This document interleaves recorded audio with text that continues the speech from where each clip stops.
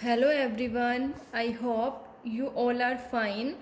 आज हम 11th economics के अंदर जो हमारा चैप्टर नंबर 9 चल रहा है उसके अंदर हम अपना नेक्स्ट टॉपिक करेंगे। देखिए, estimation of total revenue, average revenue and marginal revenue and their relationship. आज हम स्टडी करेंगे कि टीआर, एआर एंड एमआर को कैसे एस्टिमेट करते हैं और उनके बीच में क्या रिलेशन होता है।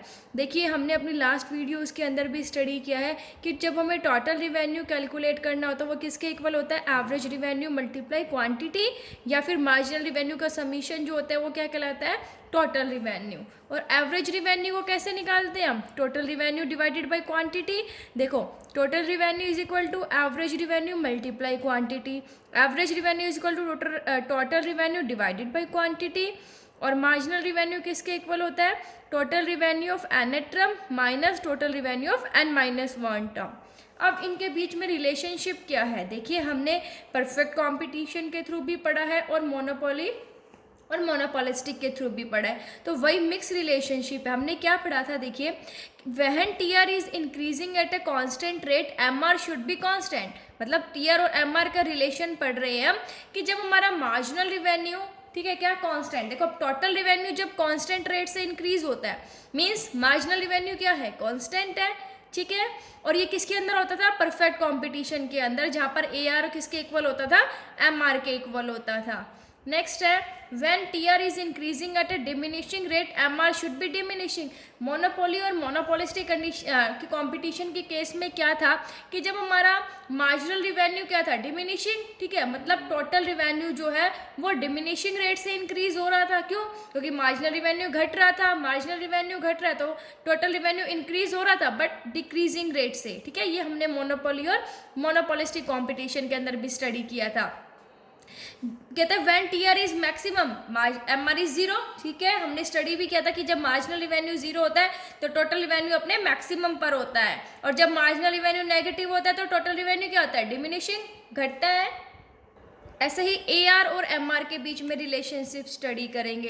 एवरेज रिवेन्यू और मार्जिनल रिवेन्यू का जो रिलेशन था वो क्या था कि when AR is decreasing MR should be decreasing faster than average revenue, कि जब एवरेज रिवेन्यू घटता है तो मार्जिनल रिवेन्यू एवरेज रिवेन्यू से ज़्यादा घटता है, ठीक है। सो जो downward sloping MR curve is below the downward sloping AR curve. जो एमआर कर्व होता है वो कहाँ होता है, बिलो होता है। जो देखो डाउनवर्ड ही एआर कर्व होता है, डाउनवर्ड ही एमआर होता है, लेकिन जो एमआर होता है वो एआर से पहले होता है, बिलो होता है, ठीक है। और ये किसके अंदर हमने स्टडी किया था, मोनोपोली और मोनोपोलिस्टिक कॉम्पिटिशन के केस में, ठीक है। अब नेक्स्ट है, जब एवरेज रिवेन्यू कांस्टेंट था तो मार्जिनल रिवेन्यू किसके इक्वल होता था, एवरेज रिवेन्यू। और ये किसके अंदर पढ़ा था हमने, परफेक्ट कंपटीशन के अंदर, जहां पर दोनों को सेम हॉरिजॉन्टल लाइन में इंडिकेट किया जाता था। कहते हैं एमआर मार्जिनल रिवेन्यू नेगेटिव हो सकता है लेकिन एवरेज रिवेन्यू नेगेटिव नहीं होता, क्योंकि जो प्राइस है वो कभी नेगेटिव नहीं होते हैं, ठीक है। अब हम स्टडी करेंगे फर्म्स रिवेन्यू कर्व, या फिर जिसे हम डिमांड कर्व कहते हैं, in different market situations and the degree of elasticity of demand. कि जो अलग अलग मार्केट सिचुएशन होती है, हमने 3 मार्केट सिचुएशन पढ़ी, परफेक्ट कंपटीशन, मोनोपोली कंपटीशन और मोनोपोलिस्टिक कंपटीशन। उन तीनों के अंदर हम फर्म का रिवेन्यू कर्व या डिमांड कर्व कैसा होता है वो स्टडी करेंगे। एक ही डायग्राम के अंदर तीनों है, देखो एक्स एक्सिस पर हमारे आउटपुट है, ठीक है, वाई एक्सिस पर हमारा रिवेन्यू है। हमने स्टडी किया था कि परफेक्ट कंपटीशन के अंदर हमारा डिमांड कर्व या रिवेन्यू कर्व कैसा होता है, हॉरिजेंटल स्ट्रेट लाइन होता है, ठीक है। देखो firms demand curve perfect competition के अंदर क्या होता है, हॉरिजेंटल स्ट्रेट लाइन होता है। यहाँ पर इलास्टिसिटी ऑफ डिमांड क्या होती है, इन्फिनिटी, कि जो प्राइस चल रहा है उस पर आप कितना भी सेल कर सकते हो, ठीक है, उसको घटा बढ़ा हम नहीं सकते, क्योंकि परफेक्ट कॉम्पिटिशन के अंदर जो हमारे प्राइसेस होते हैं वो कॉन्स्टेंट रहते हैं, एवरेज रिवेन्यू मार्जिनल रिवेन्यू के इक्वल होता है। ये हमारा मोनोपोली, ठीक है, मोनोपोली कंपटीशन के अंदर, और ये होता है हमारा मोनोपोलिस्टिक कंपटीशन के अंदर। ये हमारा डिमांड कर्व है मोनोपोली के अंदर और ये मोनोपोलिस्टिक के अंदर। ये डाउनवर्ड स्लोपिंग है, देखो दोनों। अब देखिए दोनों ही क्या डाउनवर्ड स्लोपिंग है, ठीक है। ये मोनोपोली के केस में है जहाँ पर low degree of elasticity of demand है, और ये मोनोपोलिस्टिक, देखिए, ठीक है, यहाँ पर डिग्री इलास्टिसिटी ऑफ डिमांड क्या हाई है। ये क्यों होता है हम स्टडी करेंगे। सबसे पहले हम ये स्टडी करते हैं परफेक्ट कंपटीशन के अंदर जो ये डीपीआई क्या है, फर्म का रिवेन्यू कर्व, ये डिमांड कर्व है, ये परफेक्टली इलास्टिक है। ये क्या शो कर रहा है कि जो इलास्टिसिटी ऑफ डिमांड है वो क्या होती है, इन्फिनिटी, ठीक है। मतलब इस प्राइस पर वो कितनी भी डिमांड जो है वो कर सकता है। अगर प्राइसेस को बढ़ा दिया जाता है, ठीक है, अगर जो प्राइसेस है बढ़ा दिया जाएगा तो हो सकता है कि जो हमारा सेल है वो 0 पे भी आ जाए। इस प्राइस पे आप कितना भी बेच सकते हैं, क्यों? क्योंकि जरा सा प्राइस बढ़ाते ही क्या है, लोग जो है दूसरे प्रोडक्ट की तरफ चले जाएंगे। क्यों? क्योंकि वहां पर उस प्रोडक्ट का, ठीक है, परफेक्ट सब्स्टिट्यूट अवेलेबल है। परफेक्ट सब्स्टिट्यूट होने के कारण जो कस्टमर्स हैं, अगर आपने थोड़े बहुत भी रेट इंक्रीज किए अपने प्रोडक्ट के तो वो दूसरा खरीद लेंगे, उसका सब्स्टिट्यूट अवेलेबल है। इसलिए परफेक्ट कंपटीशन के अंदर जो प्राइस चल रहा है उस प्राइस पर कितनी भी क्वांटिटी सेल की जा सकती है।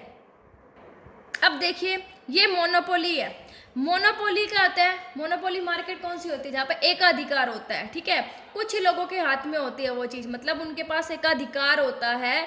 तो वो जो है मोनोपोली के अंदर क्या किया जाता है, अलग अलग प्राइसेस भी जो सेलर है वो चार्ज करता है कस्टमर से, क्योंकि उसके पास ही वो चीज़ अवेलेबल है, ठीक है। यहाँ पर इलास्टिसिटी ऑफ डिमांड लो है, क्यों है? चाहे वो प्राइस हाई कर दे चाहे कम कर दे, जो क्या करना पड़ेगा, जो प्रोडक्ट है वो तो खरीदने पड़ेंगे।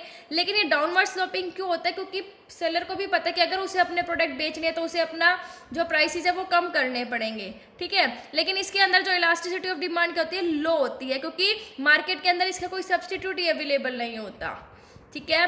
अब मोनोपोलिस्टिक कंपटीशन की बात करें तो इसमें high degree of elasticity of demand होती है, होता ये भी डाउनवर्ड है लेकिन हाई है। क्यों? क्योंकि इसका जो सब्स्टिट्यूट है वो अवेलेबल होता है, ठीक है, क्लोज सब्स्टिट्यूट जो है वो अवेलेबल होता है। इस कारण से जो ये जो मोनोपोलिस्टिक कंपटीशन के अंदर फर्म का डिमांड कर्व है वो क्या होता है, ज़्यादा इलास्टिक होता है, ठीक है। आई होप आपको ये टॉपिक समझ आ गया होगा। Thank you. Stay safe, stay home.